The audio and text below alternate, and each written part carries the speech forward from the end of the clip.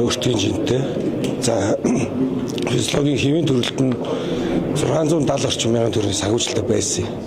Энийг бид нар энэ жил өөрчлөөд хэвийн төрөлтийн сая гаруй төгрөгийн санхүүжилттэй болсон. Кейсүр мэдслийнх нь 800 гаруй мянган төгрөг хэвээр байгаа. Тэгэхээр энэ дээр бид нар бодлогын бас зохицуулт хийж байгаа. Илүү их өөрөөр төрөх боломжтой хүмүүс нь өөрөөр төрөх ёстой гэдэг энэ бодлогыг баримталж байгаа гэсэн үг. Яг нь зөвхөн өмнө нь одоо энэ кейсүр мэдслийн санхүүжилт нь арай жоохон өндөр байгаа учраас эрүүл мэндийн байгууллагын илүү их кейсүрээр төрүүлээд байна гэдэг ойлголт байх шиг байгаа. Бодит амьдрал дээр тийм байдаг юм. Тэгэхээр яг амьдрал дээр яг кейсүр мэдслээр төрж байгаа энэ санхүүжилт 850 мянга гэж чинь мэс засал шүү дээ. Мэслээж байгаа учраас тэрэнд хэрэглэгдэх хэрэгсэл бүтээгдэхүүнүүд их байгаа учраас тийм эмнэлэг тийм ашигтай биш. Тэгэхээр энэ дээр бол тийм эрүүл мэндийн байгууллагууд бол илүү их кейсүр мэдслийг хийгээд байгаа зүйл байхгүй. Энэ маань эргээд нөгөө иргэдийн нөгөө илүү их нөгөө кейсүр мэдслээр төрөх юм сонирхол нь тийм хүсэл нэмэгдэж байгаатай холбоотойгоор л энэ зүйл маань нэмэгдээд байгаа зүйл байна. Гэхдээ энэ одоо эмчнэр жишээлбэл дүнэлт гаргадаг шүү дээ төрхийн өмнөх тийм ээ. Энэ хүн одоо өөрөөр төрж чадахгүй юу? Төрхийн өндөрлөлтэй тохиолдолд за магадгүй биеийн бүтцээ болоод бусад одоо эрүүл мэндийн шалтгааны асуудлаар өөрөөр төрөх боломжгүй хүндрэлтэй гэж үзвэл кейсэр хагалгааны заалттай ордог шүү дээ. Тэгэхээр нэг талаас энэ чинь эмч эмнэлгийн байгууллагуудын мэргэжлийн үйл ажиллагааг үүсгээд байгаа юм шиг гаргасан дүгнэлтийг тэрнээс ч одоо хин нэг нь гоосойхны хагалгаа шиг очиод кейсэр хагалгаар хүүхдэд төрүүлдэг их ер нь бол байдаг гэдэгт ер нь их хэрэгэд шүмжлэлтэй байгаа шүү дээ. Гэхдээ тийм гоо сайхны зориулалтаар кейсэр хагалгаа хийгээд байна. Санхүүжүүлэхөө болиё гэсэн юм ярьсан мэлж дээ. Тэгээ энийг санхүүжүүлэхөө болж болохгүй. Яагаад гэвэл кейсэр мэдслийг одоо яг өөрөө хүсээд хийлгэж байгаа хүмүүс бол тийм их байхгүй. Яг заалтаар кейсэр мэдслээ хийлгэж байгаа тохиолдлууд байгаа. Тэгэхээр тэр тохиолдлуудыг бид нар төр дах тусламж үйлчлэгээс хасаж тэгж ялгууртаа хандаж болохгүй. Тийм учраас энэ санхүүжилтийг зогсоохгүй. Харин энгийн төрөлтүүдийн санхүүжилтийг нэмэгдүүлээд илүү их нөгөө төрөх орчин нөхцлөөр нь хангах энэ боломж нэг гаднаас юм авчруулахгүй байх, эмнэлгээс хангах ёстой зүйл бүх зүйлийг хангах энэ боломжийг бүрдүүлсэн энэ санхүүжилтийг өөрчлөлт хийсэн. Ковидын хурлаанаар хэлсэн шүү дээ 21 оноос хойш ер нь эрүүл мэндийн даатгалын сангийн санхүүжилт ер нь бол одоо энэ алдагдaltaй байж гисэн ингээд ковидын үед бол та сайн байсан. За тухайн үед одоо төсөв санхүүдээр ковидын төсөвгээд маш олон одоо төсвүүдийг гаргаж ирсэн. За энэ дэр одоо үргэлжлэн зарлах байсан юу гэж боддог юм. Би чинь одоо 2020 оны 7 сард эрүүл мэндийн сайдаар томилогдоод 21 оны 1 сард ажиллаа өгсөн. Тэгэхээр энэ дээр нөгөө гүйцэтгэлийн санхүүжилт гэдэг зүйл маань хэрэгжиж эхлээгүй байсан. Ковидын тусламж үйлчилгээний өртөгжин тооцоолол юмыг тэгж гаргасан зүйл байхгүй байсан. Энэ намайг сайдын ажиллаа өгснөөс хойш хийгдсэн зүйл. Ингээ 21 он эрүүл мэндийн даатгалын сангаас ковидыг санхүүжүүлж эхэлсэн. Ингээд энэ үеэс хойш 21 онд 250 орчим тэрбум төгрөгийг эрүүл мэндийн даатгалын сангаас одоо илүү зарцуулалт хийж тусламж үйлчлэгээ үзүүлсэн. Тэгээ энийг нь эргээд эрүүл мэндийн даатгалын сан төвлөрүүлээгүй 2022 онд мөн дахин ийм нөхцөл байдал дахиж нэмэгдэж үүссэн. Уул нь халдварт өвчтнийг одоо ийм дархалтын үед санхүүжилтийг одоо улсын төсвөөс санхүүжүүлэх ёстой, даатгалын сангаас санхүүжүүлэх ёсгүй угаасаа хуультай. Дэмжлэгийн тухайд одоо тус сангийн санхүүжилтийг сар болгон одоо эмнэлгүүдэд харилцаа ажиллагаа тэгш одоо өгнө гэдэг байгаа шүү дээ тийм ээ. Гэтэл одоо нөгөө ковид шалтгаалаад хүнд өвчтөнөө хүлээж авах юм уу? Ийм нөхцөл байдал зарим эмнэлэг үүсэж байна гэж. Тэгэхээр одоо эмч хариуцлага хүлээх үү? Тэгэхээр 21 оноос хойш энэ доголдол маань өнгөрсөн оны эцэс хүртэл явж ирсэн.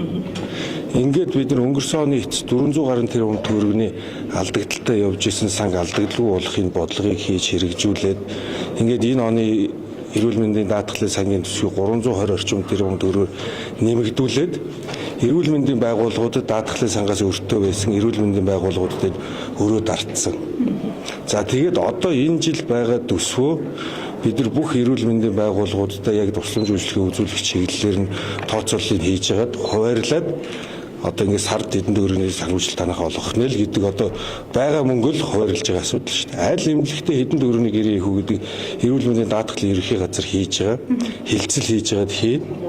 За эрүүл мэндийн даатгалын үндэсний зөвлөл бол аль байгууллага, улсын байгууллага, лавлгаа шатал, анхан шат хувийн байгууллагуудад хэд хэдэн төгрөг өгөх ёстой гэдэг ерөнхий энэ төсвийг нь батлаад явж байгаа. Энийхээ дагуу одоо гэрээ контракт хийгээд явж байгаа. Энэ дээр бол ямар нэгэн байдлаар даатгалын сан мөнгөгүй болцсон хоосорсон зүйл байхгүй. Бид нар санхүүгийн одоо сахилга баттай болоод өнгөрсөн 4 жил явсан энэ завхарлыг л засах гэдэг. Тэгэхгүй бол бид нар оны эцэст дахиад ийм хүнд нөхцөл байдал эрүүл мэндийн байгууллагуудаа санхүүжүүлж чадахгүй нөхцөл байдалд орох юм бол та хэд яриад байгаа тусламж үйлчилгээгээ авч чадахгүй эрүүл мэнд 8 насаараа хохирох эрсдэл учирна.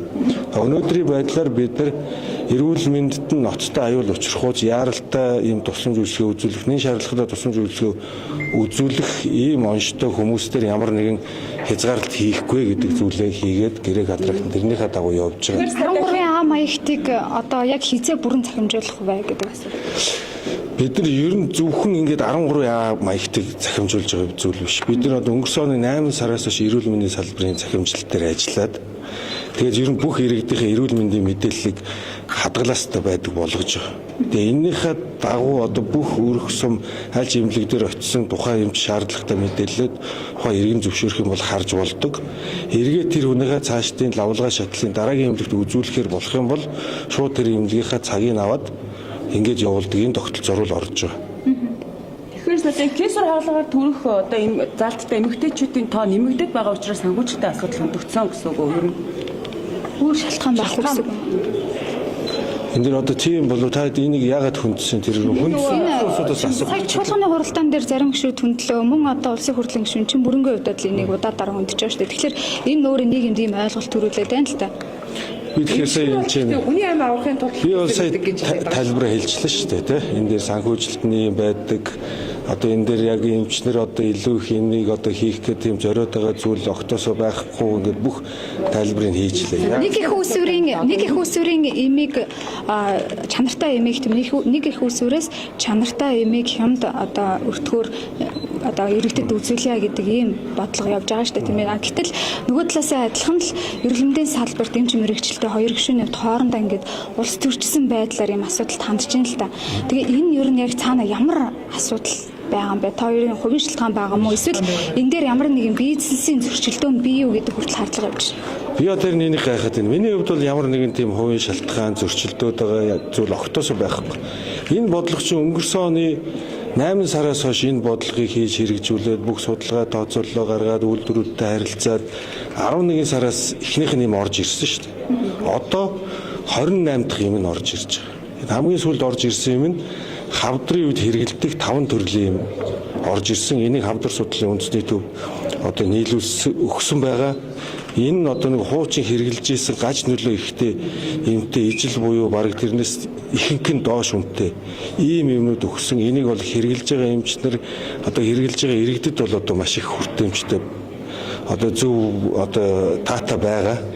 Гэтэл одоо яг 11 сараас хойш хэрэгжиж эхэлсэн зүйл дээр одоо яагаад ийм зүйл яриад байгааг би бас сайн ойлгохгүй байгаа. Тэгээд эн чинь өөрөө эргээд манай эрүүл мэндийн салбарт одоо маш их муугар нөлөөлж байгаа. Уул бид нар чинь бүгдөө нэгдэж нийлээд эрүүл мэндийн салбарынхаа хөгжлийг энэ одоо зөв боловсролд нь оруулах ёстой асуудлыг ярих ёстой. Би бол тийм л зарчмын. Таныг бас хуулийн байгууллагт өгсөн гэдэг юм мэдээлэл байгаа шүү дээ. Таныг Чимбүрийн гишүүний хувьд хуулийн байгууллагт өг шалгуулна гэдэг мэдээллийг ер нь хэлж байгаа.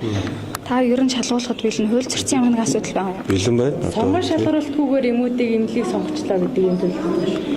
Энэ шинэ батлагдсан ийм эмнэлгийн хэрэгслийн тухай хууль нь өөрөө гадны одоо дэлхийн эрүүл мэндийн байгууллагаас хүлээн зөвшөөрөгдсөн улсын үйлдвэртэй шууд хилцэл хийж авах боломжтой гэсэн тийм залттай байхгүй.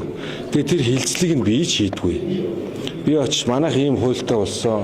Манай улсад одоо чанартай хямд үнээр үйлдвэрээр шууд хилцэл хийх манай улс боломжтой болсон шүү гэд манай энэ ийм эмнэлгийн хэрэгслийн агентлагийнхан ингээд хилцлээ хийгээд манай улсад хэрэглэгдэж байгаа үнээс доогуур Солонгосын Японы зах зээл дээр хэрэглэгдэж байгаа яг энэ чанартай юмнуудыг авах бодлого явж байгаа байхгүй. Ингэжээж бид нар нэг чанартай юмэр хангахгүй бол одоо дахиад бид нар нэг олон улсын тендер зарлана тийм үү? Тэгэх юм бол тэрэн дээр чинь нэмээд ямар байгууллагууд орох нь тендерийн зарчмаараа хямд үнэтэй нь ялна. Тэгэхээр дахиад нөгөө чанаргүй юмнууд орж ирнэ. Тэгээд нөгөө нэг залтаараа Монгол улсад үйлдвэрлэгдсэн бол давуу тал болно гэх тийм үү. Тэгээд л дахиад нөгөө нэг чанаргүй зүйлүүдээр ийм тарихаараа дахиад эргээд хангах болно. Тэгэхээр энийг л бид нар таслан зогсоох гэж байгаа учраас тэрний тулд гарсан хууль учраас бид нар энэ хууль номын дагуу бүх зүйлийг хийгээл явж байгаа. Энэ бол ард иргэдэд маш их хүрээд үр дүнгээ өгөөд эхэлсэн байхгүй. Энэ тэгээд ингээд зогсчих зүйл биш. Цаашлаад бүх төрлийн одоо нөгөө антибиотик одоо өнөөдөр хэрэглээд нөлөөгүй байна гэдэг энэ бүх ийм тарианууд дээр бүх энэ бодлого маань цаашаа үргэлжлээд эх оны төгсгөлөхэд бид нар энэ чанаргүй өндөр үнэтэй байна гэдэг асуудлаасаа л салчий гэдэг энэ бодлогоо төлөвлөөд энэ жагсаалтаа гаргаад энэнийхээ дагуу өнгөрсөн 9 сараас хойш явж байгаа зүйл одоо ягаад ийм хурцаар яригадаад байгааг би үнэхээр ойлгохгүй. Одоо яг энэ асуудал хэрэгжиж байгаагийн өмнөх эм ханган нийлүүлэх салбарын нөхцөлөд ер нь ямар байсан, тэнд ямар алдаа зөрчил байсан учраас өнөөдрийн хэрэгжиж байгаа бодлогын түвшинд энэ шүүмжлэл ер нь дагуулах болсон юм байдаг.